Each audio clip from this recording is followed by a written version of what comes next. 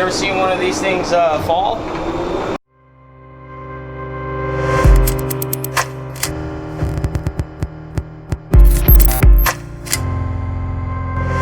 So this is Tony. Tony's been a foreman for 25 years? Plus, yeah. 25 years. He works on large commercial contracts. He's a plumbing contractor. What would you say, Tony, man, makes the best for a foreman? Like, what makes the best foreman? What allows them to do their job the best? Knowledge and being able to go out in the field and produce when you got to do it. I mean, a foreman that's never done it before isn't a good foreman. So. Right. So inexperience is not going to work. No. If you try to just throw somebody out there that's never done the job, he's going to struggle. He's going to struggle. It doesn't mean he can't be a people person and get along with the people doing the work, but it's going to be pretty tough for him to actually figure out what needs to be done. How to handle people is pretty tough. I actually like what you just said right there, people person, right? Yeah. So that's important is what it sounds like. Yeah. Because if you got a foreman that can't communicate or can't talk, or what's going to happen? It's pretty mean. Yeah, you're not going to have guys work for you. You're going to have guys working against you. Now, your guys, but what about, how important is it to have good communication skills with the superintendents and stuff like that, and other trades? Yeah, other trades, you got to get along with other trades. Superintendents are superintendents. Sometimes they're nice, like this one here. George is a good guy. Yeah. But other ones are, geez, they're tough. The one before George was really tough. Right. So, you just got to be able to get along with everybody. You're all trying to get one goal done, and that's get the building done. Have you ever struggled with like getting thrown off jobs and stuff like that? As far as like, you know, if you feel like, you know, you're sitting there, you're trying to do the job, you're trying to be good at the job, but have you ever seen maybe a colleague or something that's been on a job? Yeah, I've seen people get kicked off. Yeah. Yeah. They're just not trying hard enough to get along.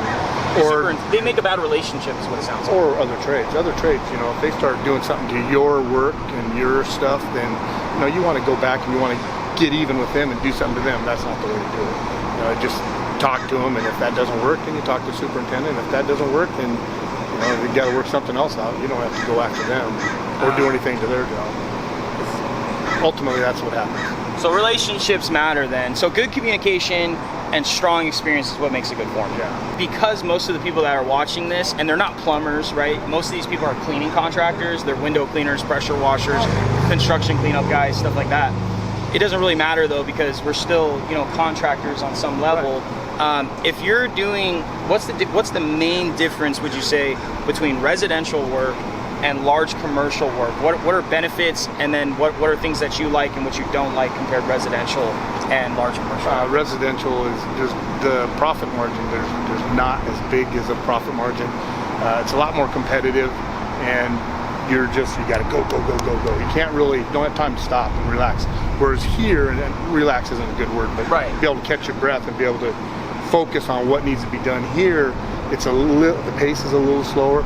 There's obviously a lot more money to be made out here because, you know, this could be a $4 million job compared to homes, which, you know, for the plumbing contract won't be $4 million, but it could be half that. Right? Half that. Could be, right? If it's a new if you get the whole track. Yeah, if you get the whole track. But what I'm talking to is not a track home community residential, but I'm talking about residential guys that are just going out there fixing pipes for the neighbors. Oh, that's a totally different. That's who we're talking to. Yeah, that's service and repair technicians, stuff like that.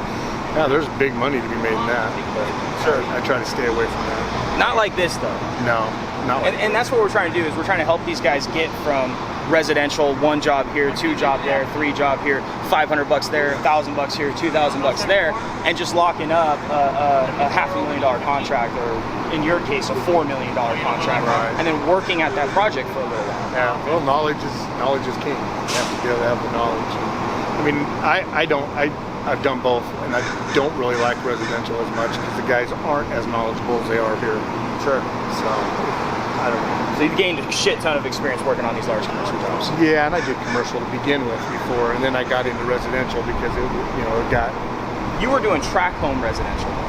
Well, you look at track homes back in the '80s; they were, you would do 60 homes at a time. But that's what I mean. Is that's still a big project. Right. Here now, track homes you do eight at a time. So it's a lot different in each phase. So I mean, now the multi-family homes are the big thing. Now I love the multifamily homes. Yeah, there's a lot of money to be made. Just no parking, just no room. I mean, even for us building it, we have no place to park our vehicles. You see when you're there, how many people do you have to get to move their vehicles? You gotta do a foreman one-time shot, and that's it. Everybody else has got parked across the street. Yeah, cool, man. Thanks, Tony. Appreciate that, brother. I got George here. He's actually a superintendent at one of our sites, and we got a question for him. We wanted to bring you some value from somebody, a superintendent that's actually from a site, from a large high-profit cleaning contract. This is George. Say hi to George. How y'all doing? Hey, so we got a question for you, George, and really what the question is anybody that is coming from residential or smaller jobs, they've never really, maybe they have the experience, they're good and everything else, but they're nervous and scared about approaching a larger building like this to maybe do business with you guys, right? Right. What do you look for, would you say? Well, you definitely want to look for reliability and professionalism. Somebody that's going to be dependable and communicating. Communication, as you will. Construction is full of changes daily. Yeah. If you don't communicate, then that's going to be a real hard shit on both people's sides. So professionalism, communication would be my number 2. That's awesome, dude. Like, honestly, I think he hit it on the nose, because I've seen it before in other jobs that I've worked on. Right. When my foreman or myself or something like that doesn't communicate with the superintendent properly, that puts them on the wrong terms. And it does affect more than just the trade we're speaking of. It's almost a snowball effect.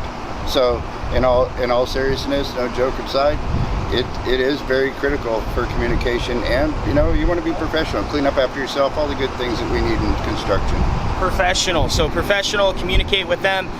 What happens when you're not communicating with you? What sort of happens? How do they end up on your guys' bad side? Well, it's not so much a bad side as it is not being reliable. Sure. If you can't communicate, how reliable are you? A man's as good as his word has been said billions of times, right? So you're going to tell me you're going to call me tomorrow? I would expect a call tomorrow. At least let me know, hey, we aren't going to make it, whatever it may be. You know what I mean? Yeah. So again, communication, professionalism, way to go. Communication, professional. You heard it first. So George has just helped you out so much right there. This is who you're going to be dealing with out on these sites.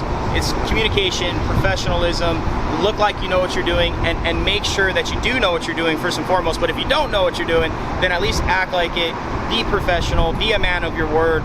Communicate, and everything should be okay. So have pride in your work too. That goes a long ways as well. Take pride in your work. There you go. All right. Thanks, George. Appreciate it. Thank you, guys. Have a good one. Last time we were here, we were trying to get the contract. We got the contract. We came in. We're doing about 10 units a day.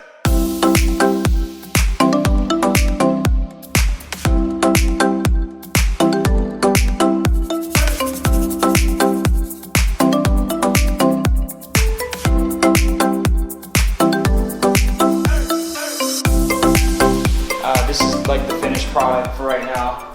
Rough cleaned, everything's done, scraped, removed, plaster, liquid nails, all that stuff. Got it off the walls. Cleaned up the wallpaper real good. Got it to where it's back to its original color. Windows done, just got to do the exterior still.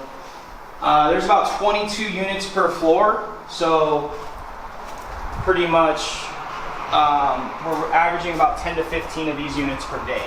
So I don't know if that's gold right there for you guys. If you're trying to price a job like this, a hotel, you could probably do about 10 units per day with a 3-person crew. 10 to 15 units probably. Because we got Juan on the bathrooms. He's doing the shower pans. He's doing the floors. He's doing all the bathrooms. Matt's just helping him right now, filling in on the countertop. And then Matt also does the wallpaper. So Matt does the wallpaper, he does the vanity in the bathroom, and then he does the carpet, where he will vacuum the carpet as well. Juan takes care of the shower pan because it's one of the hardest things to do. He has to scrape the floor of this. There was this stuff here, like this grout here used to be white, and they put some sort of colored like masking thing in there, and it's all over the floor, so it has to be scraped off the tile. And so that's kind of his responsibilities. Oh, and cleaning the wallpaper on the inside of the restroom.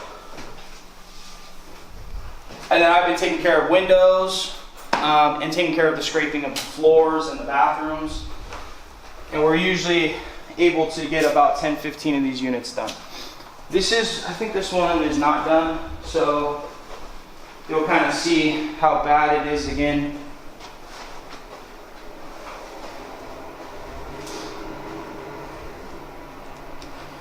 Lots of debris. And so again, I think what you got to do is you got to have a system, okay? So what we like to do is we come up with a system, right, before we get started for the day. Everyone has their responsibilities on what it is that they do. What we'll do is we'll come in the morning, we'll basically huddle up, we'll talk about what is it that we got going on for the day and how are we going to do this. We line up people's responsibilities based on what they are good at and what they can handle. And so what you got to do is, I like calling it chunking up the room, okay, into smaller jobs. And so based on how many people you have, if you got 3 people, 4 people, 5 people, it doesn't really matter. Typically the room is split up, any size room is split up anywhere between 3 to 4 responsibilities, okay? And so I'll show you a quick demonstration of like how we would chunk that up. So let's just say you have a 3-person crew and you have to clean this whole unit, okay? So one person obviously would take care of the bathroom, but because the shower pans are so bad, if he takes care of the whole bathroom, floor, countertops, everything else, he's gonna get behind because he's also gotta take care of the wallpaper, okay? So if you're looking top to down, he's gotta do everything in here. He's got the hardest job because that shower pan.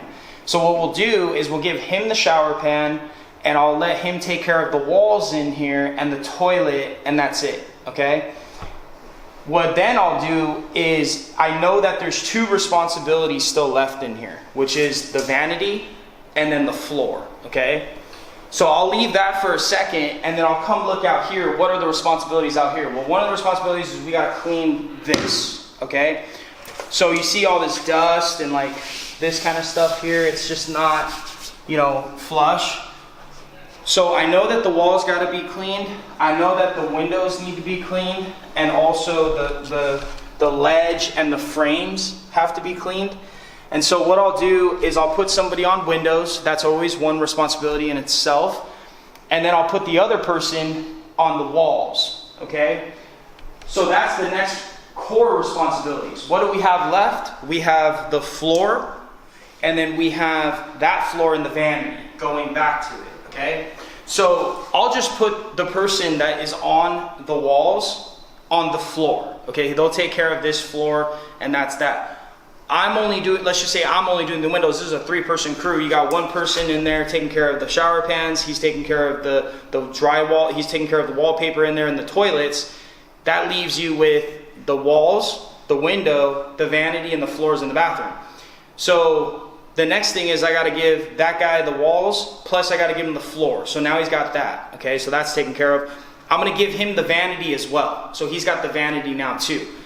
I got the windows, so I'm going to take care of the floor inside of the bathroom, okay? So that fills it. Now everybody's got a task. They know exactly what they need to do. And so they attack it, and we try to get our 10, 15 units for the day. You know, you can come up based on like what it doesn't really matter, whatever your team can do, like whatever they can perform. But really, you're trying to come up with a number on what's going to allow your business to be profitable, right? We don't come up with the numbers just because it's like, okay, it's just what we want. It's just a good number. It's based on what you price the job for. So whatever that number is what's going to allow the business to be profitable. You're not in business to not be profitable. If the business isn't profitable, why are you doing it? And so if your per unit is a certain amount of money, then you need to look at your overhead, look at your employee costs, look at everything going on. You got to look at your overall cost on what that breakdown is going to be. So that's what I do, is I chunk it up into units. Whatever that breakdown is, I'm going to be profitable based on minus my overhead and my employee cost. I'm going to have a 40% margin for the company and for my salary, right? So that's what you need to do. Anyways, guys, I hope this content's helpful. We've been trying to make a lot more content that's useful, that's in the field, that's real raw stuff, showing you what we do, what we're up to day to day. We got a lot more stuff going on. We got multiple job sites that are in the plug right now. We got a crew out in Santa Clarita. We just hired another person yesterday. We got another job site that's starting in Tustin, and these jobs are going to be going all the time. Again, these, like the guy said, the foreman said earlier from the plumbing company, when you're doing these sort of jobs, you get to kind of park it here for a while, and you get to focus on the job. You're not going to just like go to a house, knock out the job within a few days, and then you're on to the next one. These projects you're going to be at for months, sometimes a year, you know, and if you're a plumbing contractor or something like that, you're going to be there for years, right?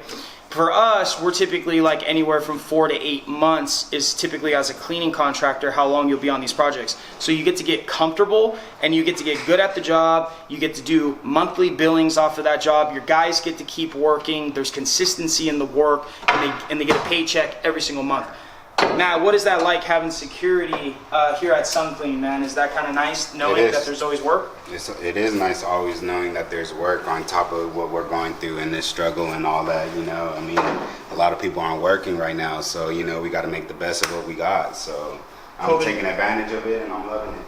Appreciate that, Matt. Yeah. So I mean, like, your employees, you know, at the end of the day, they want a paycheck. They want somewhere to go to work. They want somewhere that they can be a part of something. And we try really hard here to make it not just like a cleaning company where we come to work and we clean. We try to make it a brotherhood. We try to make it a team. We try to make it somewhat of a culture that it's like, hey, I want more for myself, where it's not just here to collect a paycheck, but I'm here to try to grow within this establishment and try to make it better for myself. And I know that's really hard to do, but the only way you can do that is if you're expanding the company, you're growing the company, you're going after more jobs, and there's big things happening. The only reason why somebody would leave you if they're talented is because you didn't have enough opportunities there in the first place. They're looking for another opportunity. And so if anyone ever leaves me, it's my fault. It's because I didn't create enough opportunity to keep that person here. And there's rare occasions of people that just, you know, they just don't work out, and, you know, it's not their gig. But for the most part, if you create an opportunity for them, they'll stick around for a little while, and we'll have some good things happen. So it's your boy John. I hope this episode helped you and brought you some value. If you like this, please smash the subscribe button. Leave a comment. Let me know if you're liking this sort of content that's giving you this sort of value, okay? Appreciate you being here. Peace.